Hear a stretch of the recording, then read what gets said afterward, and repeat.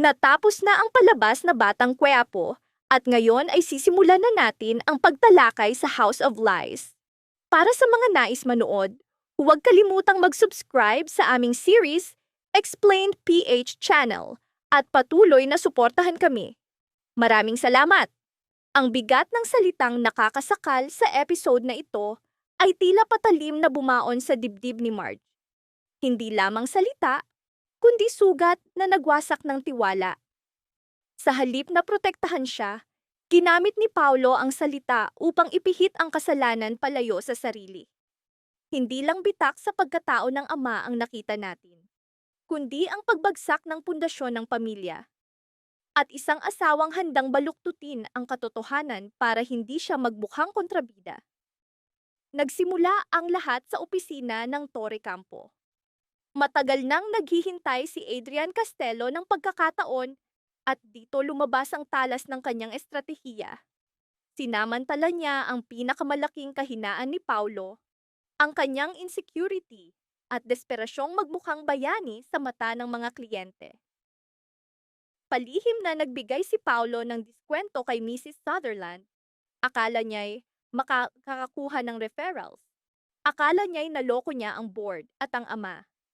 Ngunit sa real estate, walang lihim na nananatiling nakatago, lalo na kung may Adrian na nakamasid sa bawat galaw. Nang ilantad ni Adrian ang impormasyon, hindi lang benta ang nawala, pati integridad ng kumpanya. At dito lumabas ang pinakamalupit na anyo ni Greg Torre Campo bilang ama. Hayagan niyang tinawag na tanga ang anak, walang pag-aalinlangan. Inakusahan niyang nilustay ni Paulo ang pondo ng kumpanya nang walang pahintulot. Ang pinakamasakit, tumanggi si Paulo na aminin ang pagkakamali. Sa halip, ibinato niya ang lahat ng sisi kay Adrian. Oo, si Adrian ang nag-leak. Ngunit hindi maitatanggi ang sinabi ni Greg. Kung wala kang ginawang mali, wala sanang mailalantad. Ang banggaan na ito ang naging mitsa ng lahat. Simula ng pagbagsak ng isip ni Paulo. Sa halip na ayusin ang problema, pinili niyang tumakas at magsinungaling. Mula rito lumago ang kanyang hiya at pagkadurog ng loob. Ngunit tanong, hiya ba talaga o sugatang pride lamang? Ang kanyang mga kilos ay larawan ng lalaking tumatakas, naghahanap ng tinatawag na katahimikan. Samantala, habang nagngangalit ang uno sa kumpanya, lumipat ang eksena sa outreach program ni Regina, Learning Hearts. Isa pang patong ng kasinungalingan, kung saan tinatakpan ang bitak ng pamilya sa pamamagitan ng pampublikong kawanggawa. Dito, lumabas ang tunay na mukha ni Regina, plastic sa loob. Ginamit niya si Jobert, kapatid ni Marge, bilang poster boy ng kanyang charity. Sa mga sponsor, mukha siyang anghel, tumutulong sa mahihirap. Ngunit sa likod ng kamera, lantad ang kanyang kawalang malasakit. Walang pakialam sa kalagayang emosyonal ni Jobert. Para sa kanya, isa lamang itong kasangkapan upang pakinisin ang imahe ng pamilya matapos ang mga eskandalo. Ngunit dumating ang karma. Isang simpleng laruan na paru-paro ang naging trigger ni Jobert at siya'y nag-collapse sa gitna ng programa. Sa sandaling iyon, sa halip na yakapin siya bilang ina o pakalmahin, ang nasa isip ni Regina ay ang sariling kahihiyan, ang takot na mawala ng mukha sa harap ng mga sponsor. Pinatunayan nito na sa mundo ng Torre Campo, mas mahalaga ang anyo kaysa katotohanan. Mas mahalaga ang imahe kaysa tao. Isang sampal sa mukha ni Regina ang eksena, ngunit si Jobert ang tunay na nagdusa sa kanyang kalupitan.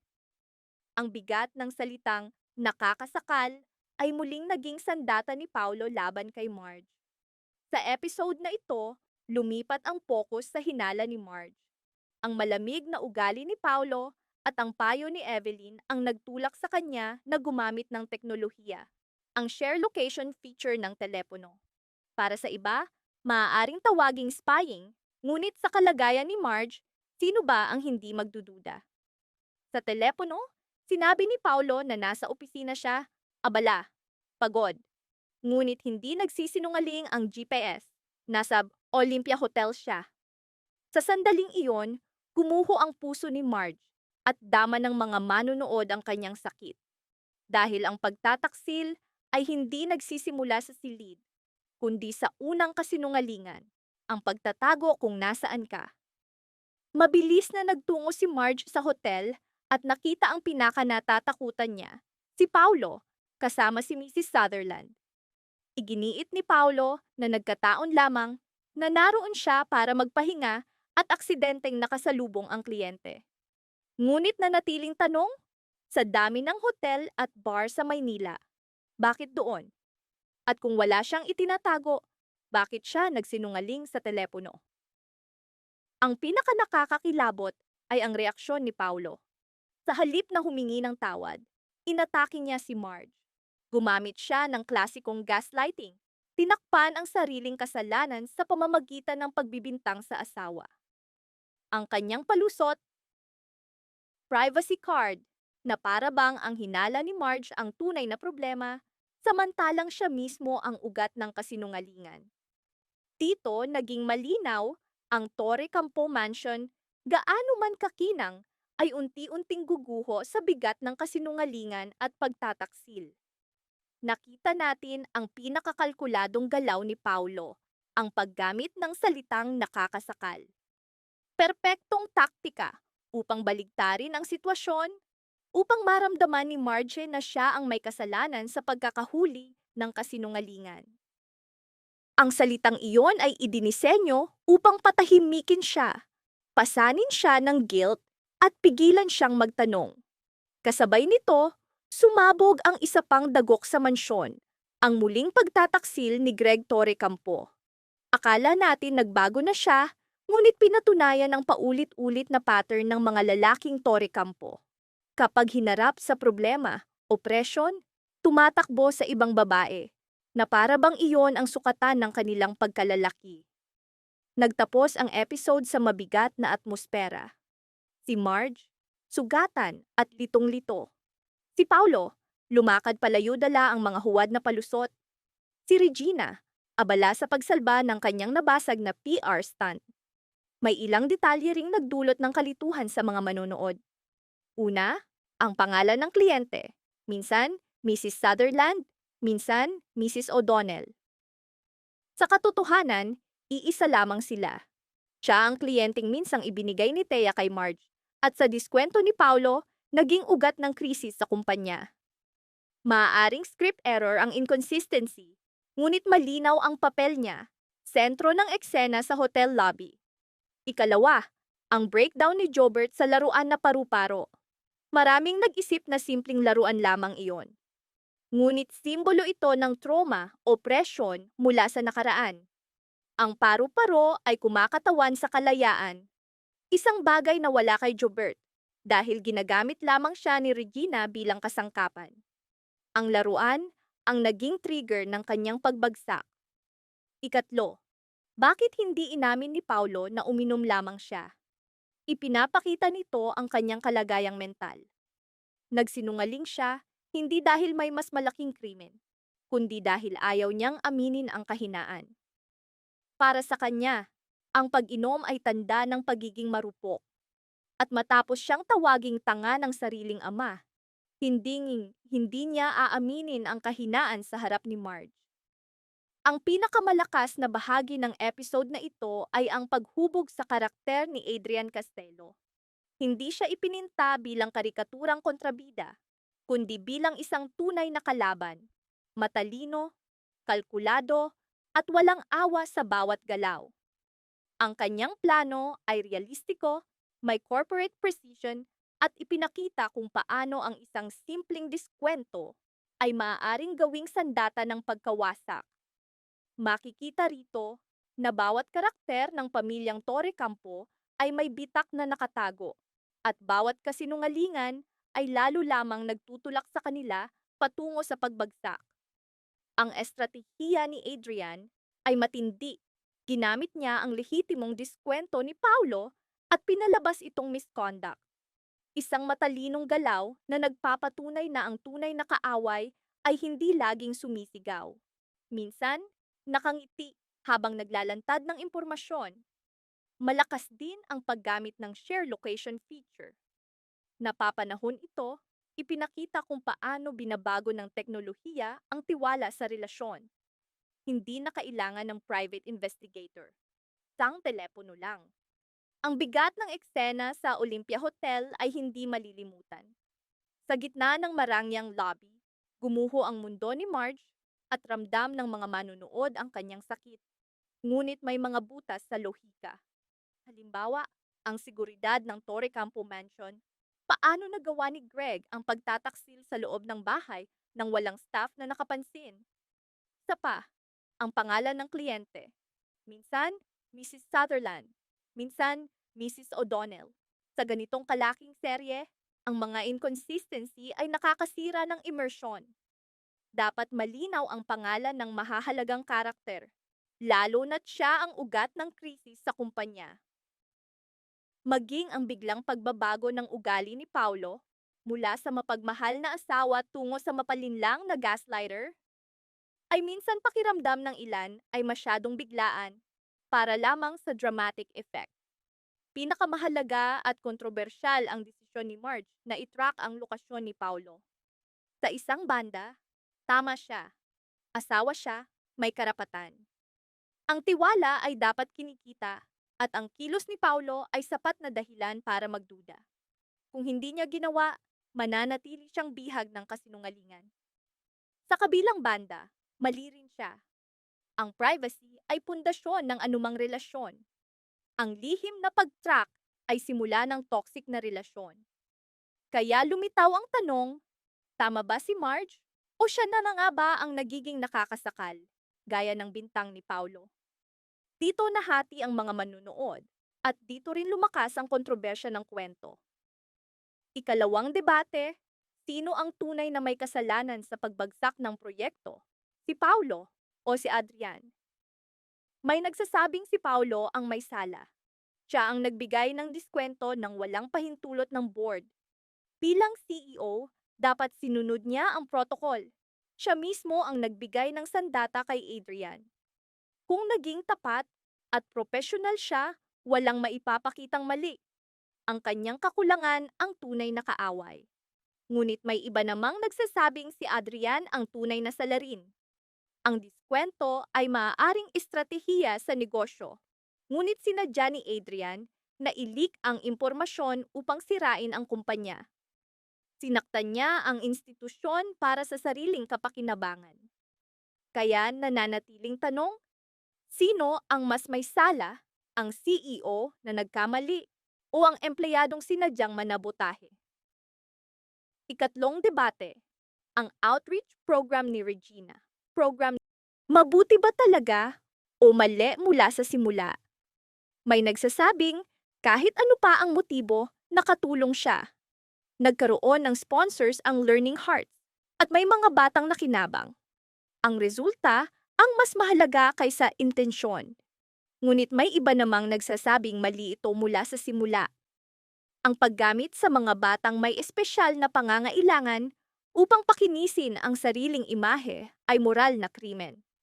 Ang sapilitang paglalantad kay Schubert sa ganoong sitwasyon ay pagsasamantala. Ang pinsalang emosyonal na dinanas niya ay mas mabigat kaysa anumang tulong pinansyal.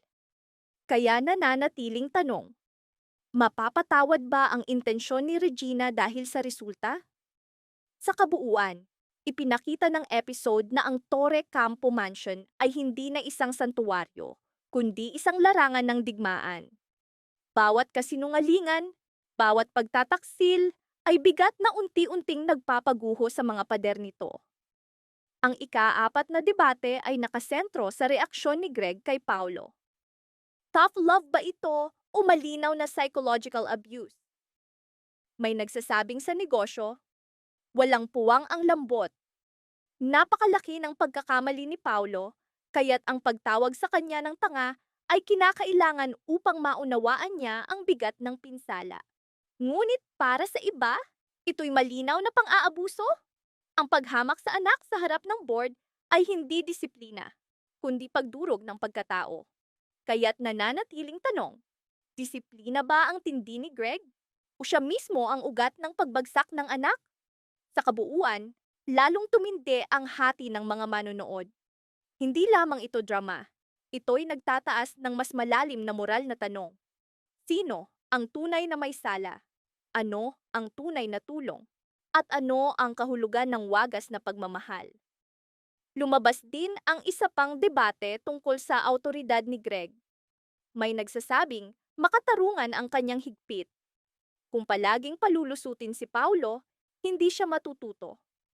Minsan, matatalim na salita ang nagtutulak sa tao upang harapin ang realidad.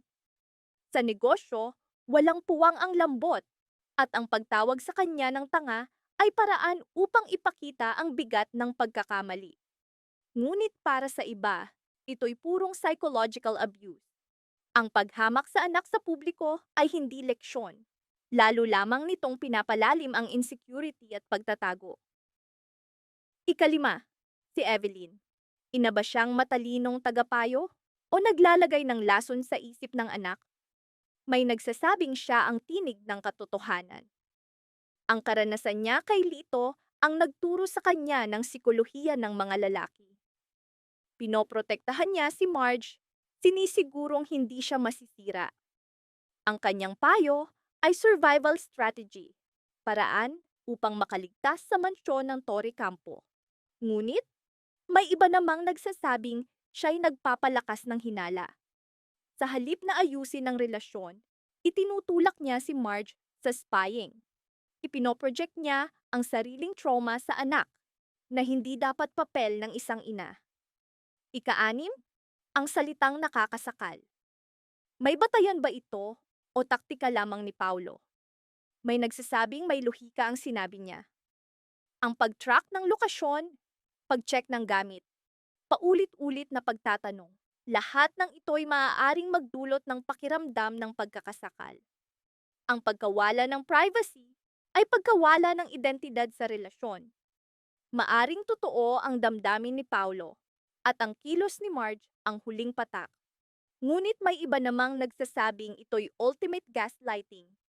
Ginamit ni Paulo ang salita upang takpan ang kasinungalingan. Ang asawang naghahanap ng katotohanan ay hindi nakakasakal.